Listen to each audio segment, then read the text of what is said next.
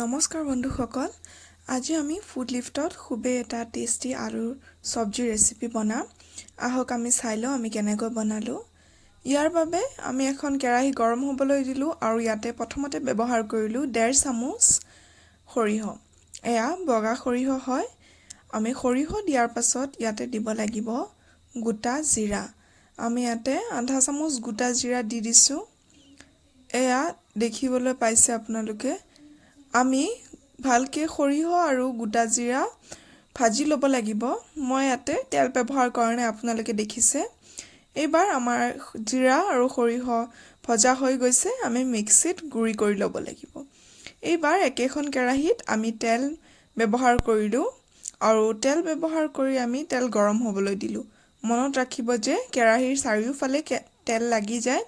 আৰু খুব ভালদৰে গৰম হৈ যায় এবাৰ আমি ইয়াতে কাটি লোৱা আলু ব্যৱহাৰ কৰিছো এয়া দুটা আলু হ'ব এয়া দেখিছে মই এনেকুৱা সাইজত কাটি লৈছো এতিয়া তেলত দি দিলো আৰু খুব ভালদৰে আমি ভাজি ল'ব লাগিব আলু যাতে আলু ভালদৰে সিজি যায়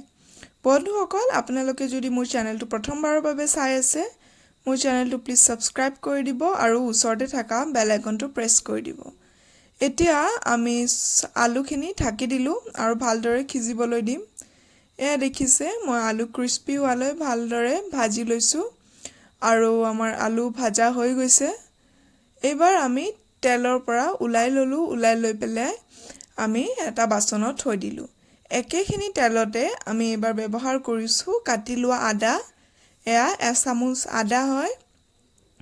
আৰু আদাখিনি আমি ভালদৰে ভাজি ল'ব লাগিব আৰু আদা ভাজা হোৱাৰ পাছত আমি ইয়াতে এটা ডাঙৰ সাইজৰ পিয়াজ দি দিছো মই ইয়াতে পিয়াজ মিহি কাটি লৈছো আপোনালোকে দেখিবলৈ পাইছে আৰু খুব ভালদৰে আমি ভাজি লম পিয়াজখিনি মনত ৰাখিব যাতে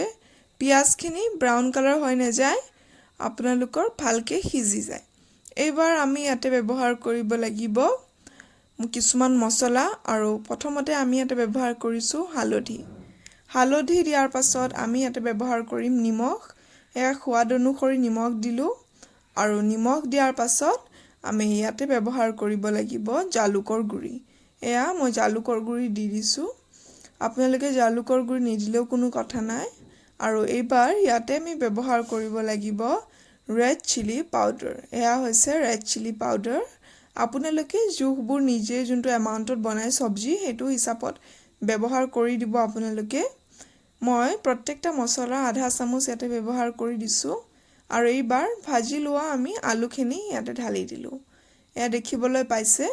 এবাৰ ভালদৰে আমি মিক্স কৰি দিলো এয়া ভালদৰে মিক্স কৰি দিয়াৰ পাছত আমি ইয়াতে যোনখিনি আমি মছলা ভাজি লৈছিলো মানে সৰিয়হ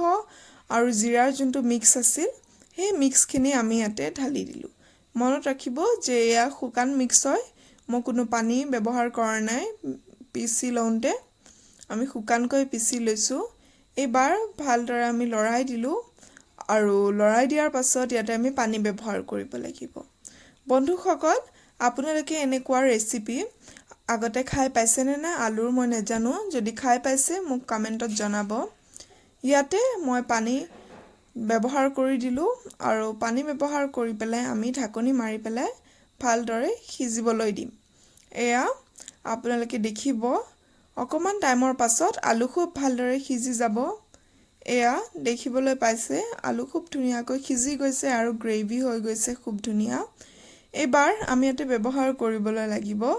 নৰসিংহৰ পাত এয়া হৈছে নৰসিংহৰ পাত আৰু মই ইয়াতে নৰসিংহৰ পাত কেঁচা নৰসিংহৰ পাত দি দিলো আৰু খুব ভালদৰে আমি লৰাই দিলো আমাৰ আলুৰ সবজি ৰেডি হৈ গল আশা কৰিলো আপোনালোকৰ ভিডিওটো চাই ভাল লাগিলে ভিডিওটো প্লিজ লাইক এটা কৰি দিব আৰু শ্বেয়াৰ কৰি দিব এয়া আমি গেছৰ ফ্লেমটো বন্ধ কৰি দিলো এই ৰেচিপি ৰুটিৰ লগত খাব যথেষ্ট টেষ্টি হয় আপোনালোকে এবাৰ ট্ৰাই কৰি চাব